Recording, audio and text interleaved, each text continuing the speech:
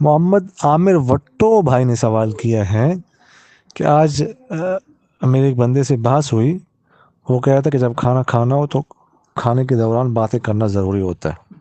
تو میں نے کہا ضروری نہیں ہوتا، باتیں نہیں کرنی چاہیے، خاموشی سے کھانا کھانا چاہیے. اس نے کہا نہیں، باتیں کرنا ضروری ہوتا. اس کے بارے میں شریعت کا کیا حکم؟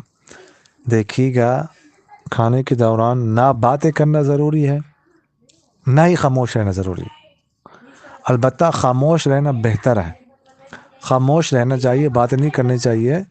کیونکہ کھانے کا لطف مزہ تب آتا ہے جب بندہ خاموشی سے کھانا کھائے اور ساری توجہ کھانے کی طرف. اگر بندہ باتیں کرے گا تو اس کی توجہ ادھر ادھر ہٹے گی، تو کھانے کا جو مزہ ہے، کھانے کا جو لطف ہے وہ نہیں آئے گا. توجہ جب ہٹ جاتی تو پھر کھانے کے ذائقے کا پتہ نہیں چلتا. اس لیے خاموشی سے کھانا کھانا یہ بہتر ہوتا ہے.